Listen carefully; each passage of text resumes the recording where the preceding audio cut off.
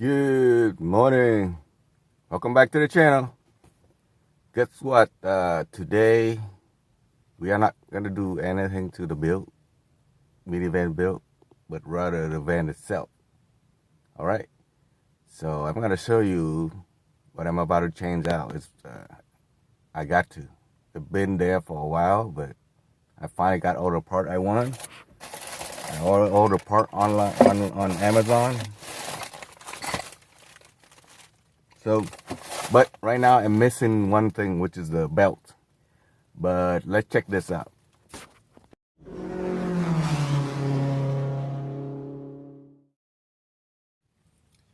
So the part that need to be changed out are 3 bearing, which is, they call it tension. One of them is tensioner, the other one is I forgot what it's called, but it's just a bearing that keep the belt looping around in a certain pattern.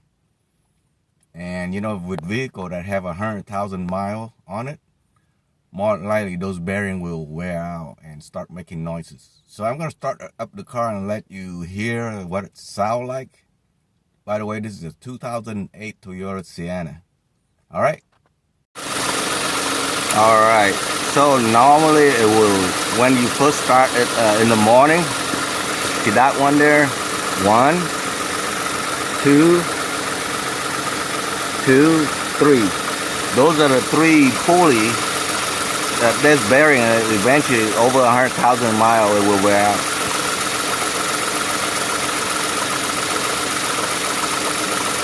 If you listen carefully, you can hear that clacking noise. All right. So what I'm missing right now is the belt. Let's go get the belt, and then I'm gonna bring you back. All right. So before we go on, let me put out a disclaimer. This is for entertainment purpose only. If you want to do this test yourself, you better know what you're doing around the vehicle. So here is the belt. Since it takes a lot of work to get these pulley out, might as well change the belt as well. I don't know how long ago the belt was replaced, so might as well replace it when I'm at it. This, normally you would buy the whole assembly, would cost you about $150 or $160. But with this pulley alone, the bearing is only cost about 32 bucks. Is this 30 or 60? I don't remember. I would have to go back. But still, 60 cheaper than $150. And then I got 2 same identical pulley for the other one. For the it's not for the tensioner, but it's more like a guider. All right. So before you want to do anything here, you have to have access to the side on the passenger wheel. You have to remove it. All right. So I put the vehicle on the jack and a stand for safety reason. And even then, I put when I remove the tire, I put it right under the belly of the vehicle.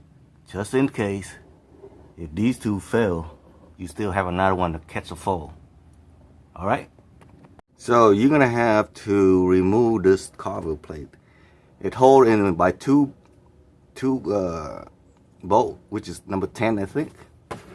And one of the plastic pin, which somebody already goofed up and broke it off, so it's already off. So all right, let me remove it and I will bring you back and show you a detail what's going on in here. All right, so the spring, the what do you call it, tensioner, is held up by the spring here. If you notice, there's a hole. Find a cotter key, not a cotter key, but a wrench that will fit in there. The reason, when you turn it, and if you push it in, it will lock itself into the other hole back behind this. All right. So I'm just gonna leave it just a little bit here. Since I'm working by myself, so I have to pre-arrange it. All right. Well, one more thing to note: when you already open this up like this, might well check everything in here for the rubber boot. Anything leaked, then it needs attention, especially the drive shaft. check around, check under the vehicle, see how everything look. You know, the boot right here, see how it look. But anyway, let's get down to this. I'm gonna position it and I'm gonna show you how it look like once you put the tensioner into a rest position. Oh, also, please note, whenever you remove accessory belt, make sure you take a picture of what it look like or record it. So that way when you put it back, you know how to route the belt.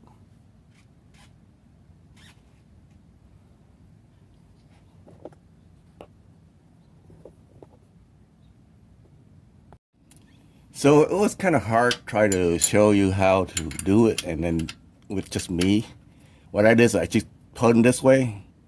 See how I pull this way, and I push that in with the other hand. So you use one hand to turn this way. I was able to use just this because I got pretty strong hand. So turn this counterclockwise. All right, lefty, turn left, and then push the pin in. Now it's stay locked. Now we can remove the belt.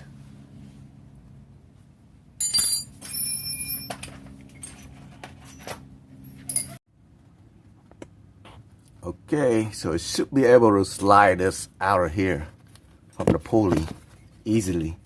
So like I said, make note of how the belt is routed before you remove it. Yeah, see, it slide right out. Pretty easy to get it out. All right, you have to remove the rest from the top. Here is a different angle how it go.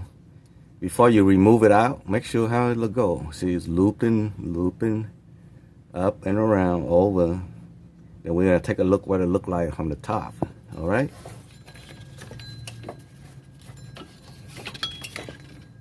Let it loose like that, and we're gonna go up to the top. Okay, so this is how it look like from the top. Let's see if I can focus this thing here.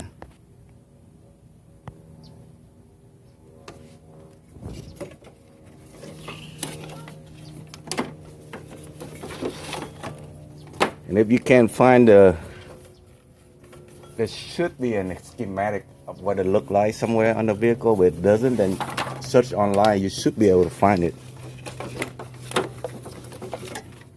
All right. So before you even attempt to put the new one in, make sure they're about the same length. Right? It's about the same. And the number of groove. Same number of groove. This have 1, 2, 3, 4, 5, 6, 7. 1, 2, 3, 4, 5, 6, 7. So we good. So I don't throw away the old one. I always keep the old one just in case the new one break. Then you still have a backup. So for this pulley, the tensioner for the pulley is actually left threaded. So lefty is tighty, but righty loosey, right? So you see, normally most bolt is right thread. If you turn this way, it's tightened. But this one, when you turn this way, clockwise, it's loosening it up, all right? Pay attention to that one. So normally, you can buy the whole assembly. See this whole assembly. See it connected there, somewhere over there. Probably a more bolt behind it. See what a pain it is. Try to change this out. So this is an easier way and cheaper way of doing this. All right, I'm gonna install the new one. Remember, this is left threaded. So to tighten it, you have to turn left. To loosen it, you have to turn right. Right? And the normal saying is righty tighty and lefty loosey. Not this one. This one is opposite. All right. So I already compare, you know, the circumference of the old one, and they're the same. The bolt is the same length, and it's number 14, number 14. So I already try it out, put it in the, install it, try it, dry run it. It's good. So I'm gonna install the new bolt with it. So pay attention to this though. See this little washer here? Pay attention how it is setting. So you have to set it away. See, there's a little dimple that's facing up. This one, the dimple facing up. Since it's all, you can tell right away the dirty side is the one outside. So have the same exact match before you install it, all right? So for the last two, pay attention. There's two dust cover, one in the back and one in front. So one in the back and one in the front. It didn't come with the bolt, so you have to reuse the bolt. Also, there's an insert right here. Yeah, don't forget to put this insert in. See how it have insert here? Make sure you put that insert in with the dust cover in the front and in the back. You can see which side. See, the dirty side is always be the outside. This is the dust cover, all right? And just righty-tighty, lefty-loosey. Let me show you where it is. Down here. See that right there? Righty-tighty, lefty-loosey. These are easy to replace compared to the other one. So be very careful when you put this back in. Because this, if you don't do it right, it's going to be binding and then you're going to destroy this bearing in no time. So as you tighten in, see how this recess in? Make sure it sits all the way in before you tighten it slowly. And keep turning it by hand. It should be freely turning by hand as you tighten. If it bind anywhere, back it off and redo it. See, right now I can easily turn it by hand. And when it's smoothly turned, then you can tighten it down, all the way down. All right? And I'm going to put the other one in. There you go. New pulley. No clicking metal sound. Let's go to the top and compare.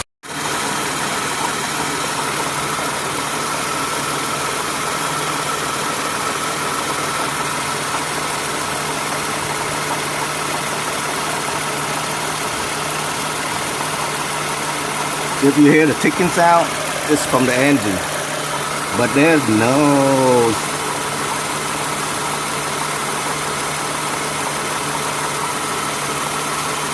Yeah, it's smooth sound.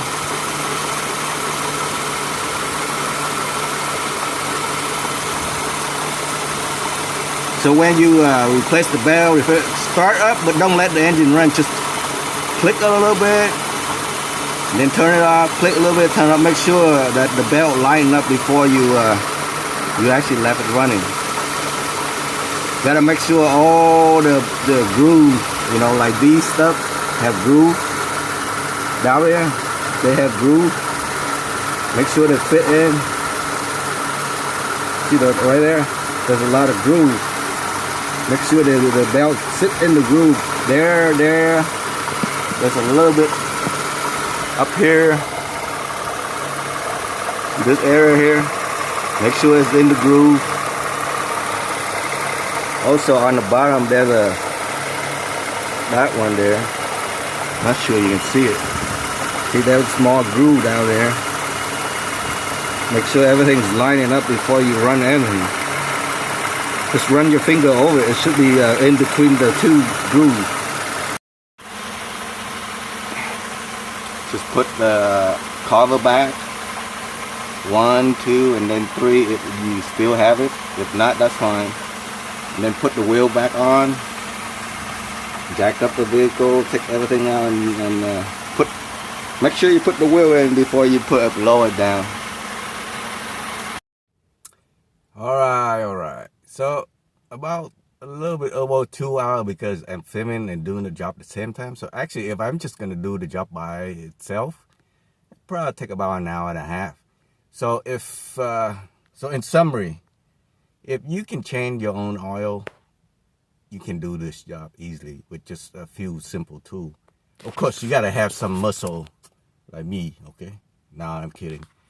There's a way of play around with it too. But like I said, if you can change the oil on your vehicle, you can do this job. The important thing is changing out the bearing, or the roller is easy. It takes a little bit of playing, but the part that took the longest is actually put the new belt in, because you have to route it a certain way and you have to make sure everything fit right. you know, kind of like you actually can, the way I did it, you actually can turn the tensioner and see how the belt behave around all the pulley. And then you can tell whether it sit right or not. So I would do that, and then once you let go of the tensioner, put on turn the lower crankshaft, the main shaft on the bottom, and move the belt. See if it sit right. Do it a few times, and then if it moves smooth and you don't hear no resistance, then you know the belt is right. And also, when you start the first time, don't start and leave it running. Just turn it on and then turn it off right away. Do it about a couple times, and then if the belt doesn't break off, then you know it sit right, and then you let the engine run. And once the engine run for about 5 minutes, you turn on the AC, put some load on that belt, then take a drive around the neighborhood and see how it behaves. All right? Thanks for watching. I'll catch you on the next video. Maybe I won't have any video because I'm going to be traveling next Wednesday. So we're going to see how it work out, if I can post video on the road or not. All right? Thanks for commenting. I'll catch you later. All right? Bye-bye.